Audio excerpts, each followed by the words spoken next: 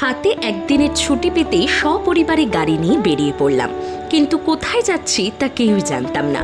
ভাবলাম যেতে যেতেই ঠিক করা যাবে কোথায় যাওয়া যায়। সেই ভাবতে ভাবতেই আমরা সবাই একটু ক্লান্ত হয়ে পড়লাম, তাই রাস্তায় গাড়ি দাঁড় করিয়ে সেরে নিলাম ব্রেকফাস্ট, যেটা মা বাড়ি থেকে বানিয়ে এনেছিল। তারপর সবাই মিলে ঠিক করলাম আজকের ডেস্টিনেশন হবে ডায়মন্ড হারবার। ভাবলাম শহরের কোলাহল থেকে একটু দূরে গিয়ে গঙ্গার পাড়ের ফুরফুরে হাওয়া খেয়ে আসি। আর সত্যিই দেখো, সারা মাসের ক্লান্তিটা মাত্র কয়েকটা মিনিট গঙ্গার পাড়ে বসেই যেন জুড়িয়ে গেল। গঙ্গার পাড়ের অপূর্ব হাওয়া আর দূরের আদিগন্ত জলরাশি সব মিলিয়ে আমরা শুধুই মুগ্ধ হয়ে তাকিয়েছিলাম। তারপর মনে হলো দুপুরবেলায় খাওয়া দাওয়া আর বিশ্রাম করার জন্য একটা জায়গা দরকার, আর সেই জন্যই আমরা সেই জায়গার খোঁজে চলে এলাম একটি হোটেল হংসরাজে। এত সুন্দর একটা হোটেলে তোমরা একদিনের জন্য পেয়ে যাবে মাত্র ৩,০০০ টাকায় ঘর। আমরা যেহেতু কয়েক ঘন্টার জন্য থাকবো বলেছিলাম, তাই দরদাম করে তারা আমাদের ২৭৫০ টাকায় ঘরটা দিয়ে দিল। ৩ তলার এই ব্যালকনিটা কিন্তু খুব সুন্দর, আর এই ব্যালকনি ধরেই সোজা গিয়ে ডান দিকে আমাদের ঘর। আর আমরা ঘুরতে এসে মজা করব না তা কি হয়? তাই দাদু আর দিদাকে আমরা সবাই মিলে ঠিক করলাম আইবুড়ো ভাত দেব।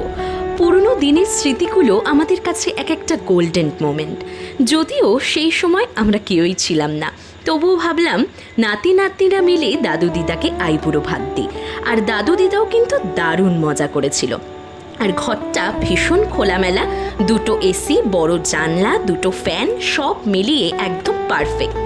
আমরা সবাই মিলে কত গল্প করছিলাম, কত হাসি ঠাট্টা, আর সেই বিছানায় আর সোফায় বসে একটু বিশ্রাম নিয়েছিলাম। পরিবারের ছোট সদস্য থেকে শুরু করে আমরা বড়রাও কিন্তু ভীষণ মজা করেছি, আর এই সুন্দর মুহূর্তগুলোকে ক্যামেরা বন্দি করে রেখে দিলাম তোমাদের মাঝে।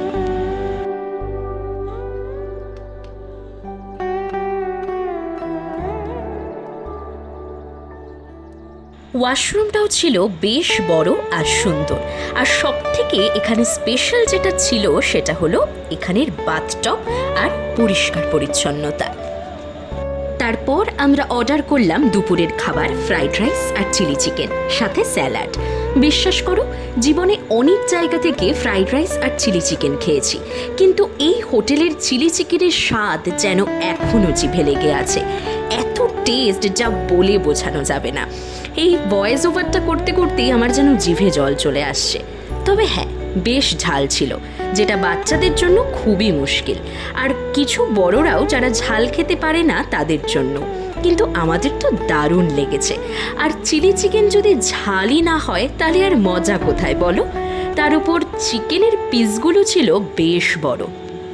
খাওয়া দাওয়া আর একটু বিশ্রাম নিয়ে আমরা বেরিয়ে পড়লাম গঙ্গার পাড়ের উদ্দেশ্যে। তখন আকাশে সূর্য অস্ত যাওয়ার পথে। কি অপূর্ব দৃশ্য! মেঘের কোলে সূর্য যেন ধীরে ধীরে হারিয়ে যাচ্ছে।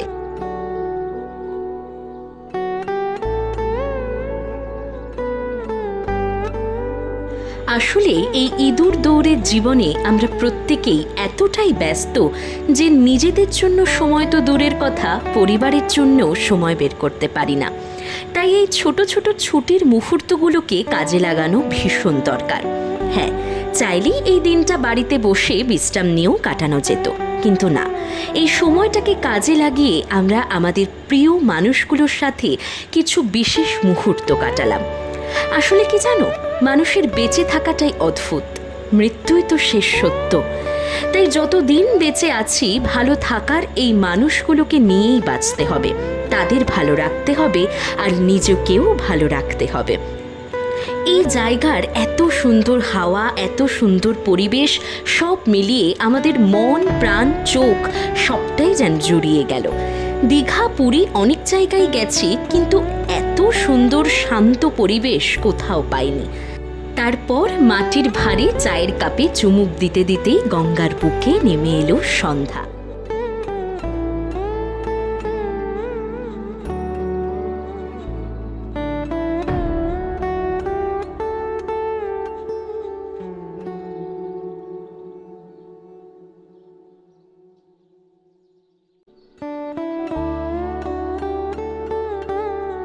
এবার আমাদের বাড়ি ফেরার পালা। আর বাড়ি ফিরলেই তো আবার সেই ব্যস্ত জীবনে ফিরে যাওয়া। সেই কথা ভাবতে ভাবতেই চলছিলাম বাড়ির পথে।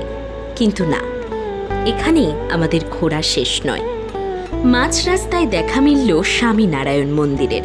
আমরা জানতাম মন্দির 6টায় বন্ধ হয়ে যায়, কিন্তু তখন প্রায় 7:30, তবুও মন্দির খোলা। ভিতরে গিয়ে জিজ্ঞাসা করতেই তারা বললেন ঘুরে আসতে। আসলে ভাগ্যে থাকলে আর ভগবান যদি চান তাহলে তার দর্শন থেকে কেউ বঞ্চিত করতে পারে না। তাই আমরাও দর্শন করলাম, আরতি দেখলাম। তবে মন্দিরের ভেতরে ক্যামেরা করা অ্যালাউ না, তাই সেটা আপনাদের সঙ্গে শেয়ার করতে পারলাম না। মন্দিরের ভিতরে একটি সুন্দর ক্যান্টিনও রয়েছে, সেখানে নিরামিষ খাবার পাওয়া যায়।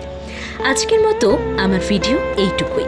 সকলে ভালো থাকবেন, সুস্থ থাকবেন, সাবধানে থাকবেন, আর সকলকে নিয়ে ভালো থাকবেন, সময় কাটাবেন। এরপরে গান শুনতে শুনতে আমরা বাড়ি ফিরলাম।